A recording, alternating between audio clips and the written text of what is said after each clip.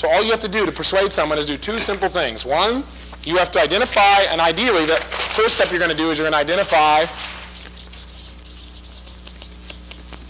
the buying state. One. And two is you're going to anchor it, anchor that state to your product. Now, ideally, right, I wouldn't just push it that fast, right, because their strategy may be to have more information. But once I've identified that state and can set it off consistently, can I get this person to attend the seminar, yes or no? Yes. There's absolutely no doubt. It's just like Ivan Pavlov and the dogs. See, a lot of people go out and they teach sales persuasion. They go, say this and do that, and say this and do that, and say do this. Hey, that's all garbage. Here's what you do to be able to do this. These two pieces. Now, if you want to see it in the content shape, here's how you persuade. First part of this football field called persuasion is to identify or develop what? Rapport. You got to develop rapport. You don't walk up and go, hey, baby, did you ever feel like you had pure ecstasy and you ever want to do that again? Come fill out this ticket. That won't work real well, right? They're going to go, what are you? And you go, ecstatic.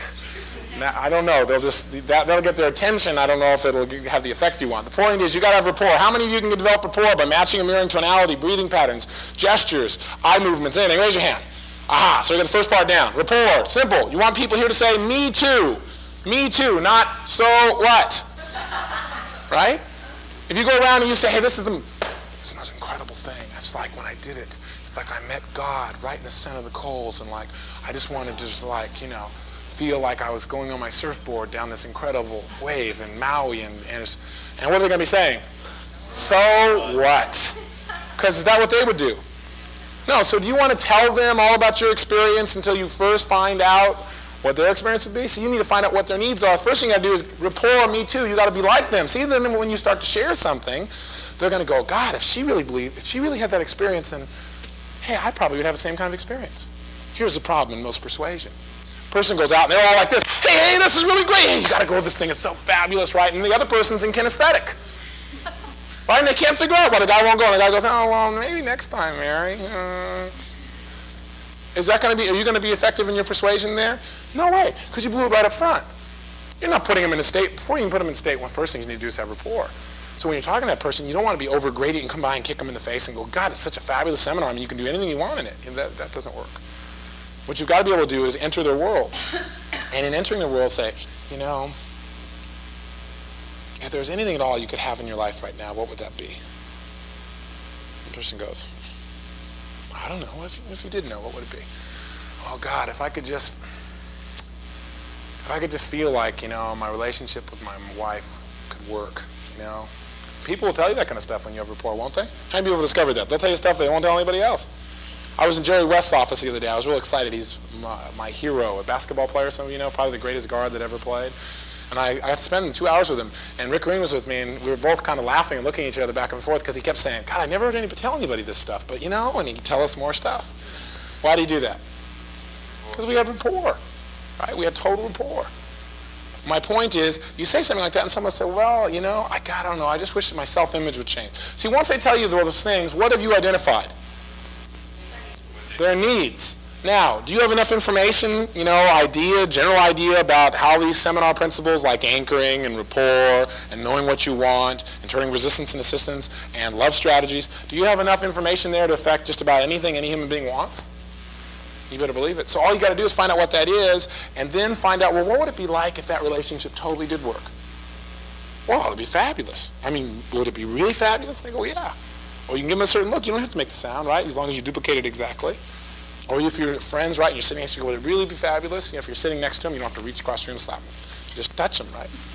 Some people get really carried away with their anchors. They think they got to go up and go, you don't have to do that to anchor somebody, right? All you got to do is just go, what would really be it, right? You know, or they're sitting next to you like that lady's anchoring her right now in laughter. Right, try it again, watch what happens. See, she still smiles, still laughs. My point very simply is this, that if you ask somebody like that, and you can find a human's needs, what they really want and they need, and they only tell you that at first you've got what? Rapport. So here you're identifying, you're getting rapport, right? And you're finding out simultaneously, you want to find out what it is. Find out what it is that they need. Find out. If you could change anything in your life right now, what would you change? Oh, I like it all the way it is. Well, if you could make anything better, what would you make better? Well, nothing. Oh, so you're just going to stay like you are now then, forever? Well, no, I won't be like I am now forever. Well, if it could be better, how would it be better? Most people will tell you don't have to go through all this stuff with them. They'll go, well, I don't know, I really like it. Say, well, if something could be a little bit better, what would it be? You say, well, I'd like to be able to earn more money. Well, what would it take for you to be able to earn more money in your business? Well, I don't know. If I could learn to persuade more, or if I could learn to, build rapport with my boss, See, what have you identified? Real specific needs. Say, let me ask you a question. If you could go spend a few hours with someone who was an absolute master in that area of human communication, relationships, business, whatever it could be, if you could spend that and by the end of that time have the skill to be able to change that right away and the support to do it too, would it be worth taking some time and some energy and some capital to do? Would it be worth it? I mean, to get all that you want for the rest of your life or to get this particular thing, would that be worth it? So you've got to be able to, what we call, close someone, right? You've got to be able to get them to make a what? Decision, and more importantly, a commitment. Because see, people, the normal approach to human beings is they will just put things off. People put things off. That's the normal approach. So what you got to do is get them to commit. And some people, when they start to do that, if all of a sudden you change your physiology and you go, so what would it be worth if you were going to do that and this and that? Are you going to be able to have this person be persuaded? No, because are you in rapport anymore? Biggest problem in persuasion is guys got rapport the whole time, right? And then they go to ask for the money. And what happens? Well, I got this seminar. Would you maybe like to go? Is that how you do it? No, you're just as congruent. You're going, you got to go to this thing. It'll give you that answer, and it's well worth it. Here, fill this thing out. But I don't have the money.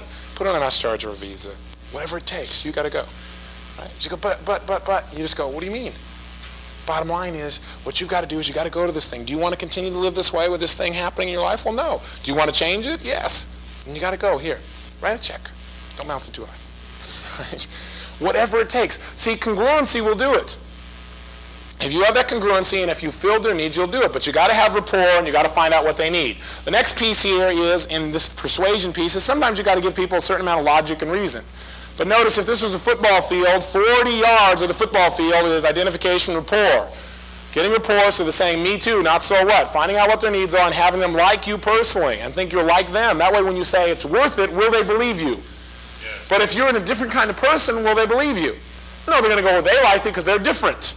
But if you're like them and you like it, they're going to go, well, they liked it, they're like me. Ah, okay. So logic and reason is the second part. And that is, notice that's maybe 10 yards of the football field.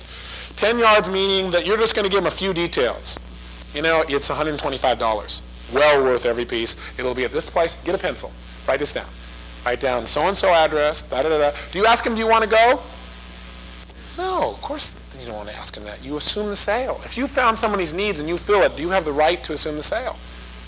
You better believe it. In fact, if you don't, you're not showing any personal power or any respect for that individual. If they have a true need and you know you can fill it and you don't, then not only have you not added any value, but you've probably taken some away because you got them to remember the things they don't like in their life. See, what you want to do is get them to be clear on what it is that they can improve their life and then show them how to do it right away. So the bottom line is that you say, here's what it is, and the way to give logic and reason is go, write this down, grab a pencil, come on, right? You've got to have that kind of congruency. And if you have rapport, can you say, write this down? Will people respond if you have rapport? Oh, yes. If you don't have rapport, it won't work. Rapport is the presupposition for all this effectiveness. So you say, write this down. It's okay. It's on March 22nd, or yeah, that's right, March 22nd. Here's where it is. Write this down. It's this location. And as they're writing it down, they're already beginning to unconsciously begin to what? Commit to being there. So you give them the logic and reason. The next piece is called attack and confess. Attack and confess. Part of the persuasive process. You must attack and confess. That is, there are a couple things that come up for human beings in any human transaction. That is, getting humans to do anything, buy things, go places, do things. There are basically three major objections you'll hear in your lifetime. Number one, I don't have enough what? Time. Right? In most cases you're going to hear I don't have enough time because people don't like to admit they don't have what? Money. So they go, I'm busy, I don't have enough time, right? So the bottom line is, that's one. The second one here is I don't have enough money. And the real reason why people don't do things is they don't believe it's worth it. Which simply means that you haven't tapped their strategy. And tapping the strategy means you haven't put them in a state where they would feel how you'd want them to feel or how they'd want to feel in order to go. See, if someone says, I don't believe I should go to this thing, I don't think it's worthwhile. Well, if you did believe it was worthwhile, how would you feel? What would happen if you right now, all of a sudden, instantly you changed, and instantly you started to think, hey, this is really worthwhile. If you were to do that right now, what would have changed? What are you talking about? Just think for a second. What if this thing was totally worthwhile? What if this thing was worth every ounce, every penny, every time, every amount of energy that you would invest in it, and it would come back tenfold? Would you want to go then? And they go, well, yeah, of course. What have you done just now by using that set of language patterns? In order to understand you, they had to process that, didn't they? In order to process that, it's like saying don't spill the milk. In order not to spill the milk, you got to process what spilling the milk's like. So if you say to them, what would it be like if all of a sudden, instantly, you change? What am I also doing? Embedded commands. I'm saying all of a sudden you changed and you believed it was worthwhile. And all of a sudden you start to think about all the areas in your life where it would be worthwhile. What would it be like then? What if you went to this thing and as a result your relationship started working perfectly? Would it be worth it then? Well, yeah. Fill out the card. See? But you must do it while they're in state. If they're out of state, you're not going to have it. It's like the example I gave, I think, last week, right? If you go into a place to get some food and the waiter or waitress comes by and they slam down their ticket and say, here's your menu, what do you want? Is that person like that all the time? Is that the time to say to them, I don't like the service here? No, that's absolutely not the time. Will that get your outcome at all? Absolutely not. What you have to do in that case is realize that you need to put that person in a state if you want to get some good service. And that you're responsible because you're a professional communicator. See, not long ago one of my staff came to me and said, you know, you blew up on me in this place. And I did. I blew up one time. I was in a state of just, and I apologized for it. I said, I did apologize, right? He goes, yeah. He said, but you know, I feel like that happens a lot. I said, well, I'm in that state sometimes. You got to be ready for it. I said, that's not the time to come in and ask me, do you want to do this? Or you shouldn't do that when I'm in a state of this is what's going to happen. See, that's not the time, right? You just watch my physiology, or you use a phrase to change my state. You go, Robbins, you know, I like this thing about it, or I think this is great, or you go, remember that time when this happened? Or you change my state, you change my physiology. By doing that, you're going to have a chance to be able to communicate it to me, and I'm not going to respond in a negative way, I'll respond in a positive way. But you got that sensory acuity. Same thing with a waitress, right? You want to change the physiology, change your state, and then you can get great service. How do you change somebody's state? What are your choices? Quickly. Pattern interrupt. Pattern interrupt. What else? Metaphor. You can mirror their state and take them out. You can change their physiology by doing anything. Changing physiology is the first key, right? Or you can ask them something that makes them process differently. Or you can say something. Instead of responding the way most people do, you go, God, they must be working your tail off here. You know, take your time with us. Will that change somebody's state? Now, how will they respond to you differently? Oh, absolutely, because you change their internal feeling. And when you change their internal feeling, whole new set of behaviors. So the key to sales is put them in a state where they've bought before. And then while they're in that state, either anchor it or, expose your product while you talk about it. Remember that thing you absolutely love? That's what this is. But if you go, here's what I love, this is what you should do, will that work?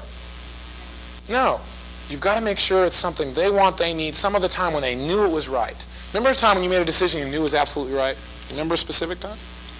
Oh, no. I mean a time when you were happy about your decision. Yeah. What if you felt that way about this right now? What's happened?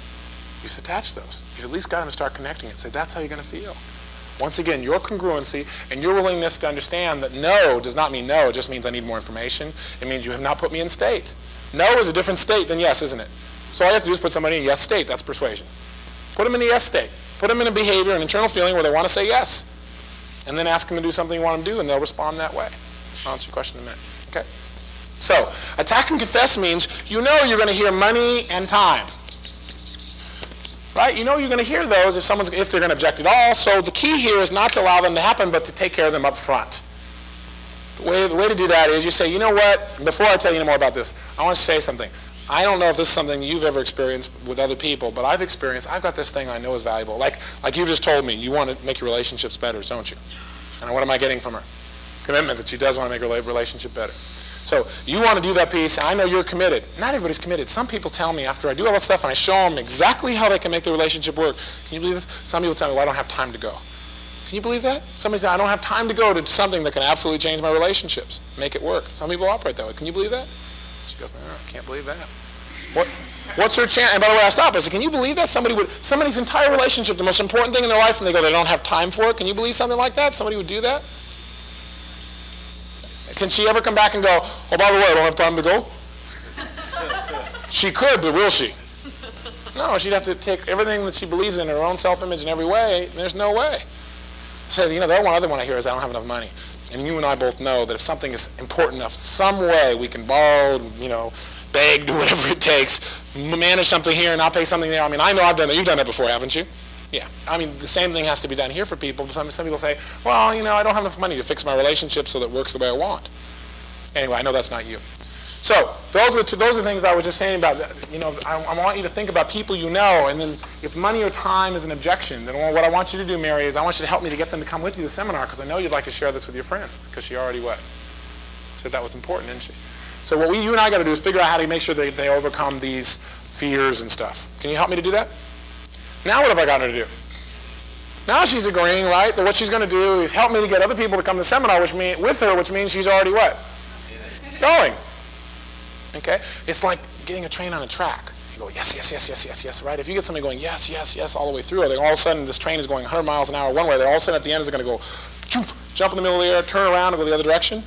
Not very likely, because you get a thing called momentum. So what you have to do is continually get commitments from the individual. So you set the stage by the way that you enter their world, by developing this thing called rapport and finding out their needs. And people love to talk about themselves, and if you really are sincere, which I believe all of you are here are, or you wouldn't be here, if you really care and you're really sincere and you're developing rapport and you're like them and you're finding their needs, then you're going to already set somebody on a yes track, aren't you? Because they're going to want to agree with you because you're like them, they know that you care about them.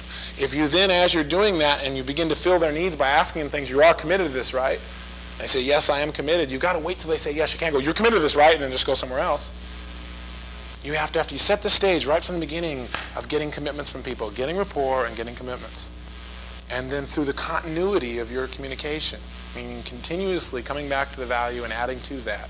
And through your own enthusiasm and through your own personal congruency and commitment, the rest is just assuming the sale. That's all it takes. That's the bottom line. Enthusiasm, by the way, comes from the word entheos, which means godlike. Right? People are infected by that. So you have rapport, you know what they need, you have logic and reason. You attack and confess with enthusiasm. You go, that's how some people are. Can you believe that? And then what you do is, this is like the hell if you don't. Right? Which preachers have used for years. Which, by the way, is very valuable, because you know what? Some people will do things and work harder to avoid something than they will to get something. It's unfortunate, but that's the way our culture seems to be organized. What do you think most sales are organized on?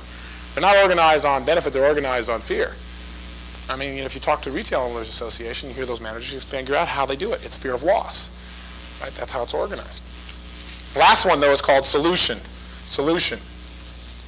And in the solution stage of what you're doing, what you're going to do in solution is you're going to show them the heaven if you do. And by the way, let me just say, on attack and confess, the way you attack is by either attacking the principle, not the person, right? You attack, some people actually do this and they just don't understand. Or an even better way is to confess that you've been guilty. You know what? I had a chance to go to this thing 6 months ago, and I didn't go until 2 months ago. And I swear, I can't even imagine the amount of time I lost and everything else. That's why I'm here to share this with you, because I'm not willing to let people do that anymore. I know you're going to go to this thing now, because I'm not going to let you, be able to slough off like I did, because I lost 4 months of my life. See, is that pretty powerful? The person's going to come back and go, well, it's much harder. Solution, though, is the final piece. The heaven if you do, that's saying, by the way, and by doing this, here's what's going to happen. Your relationship's going to work. This is going to happen. All of a sudden, when you come home, you're going to know how to set an anchor with your husband so that he's absolutely in ecstasy.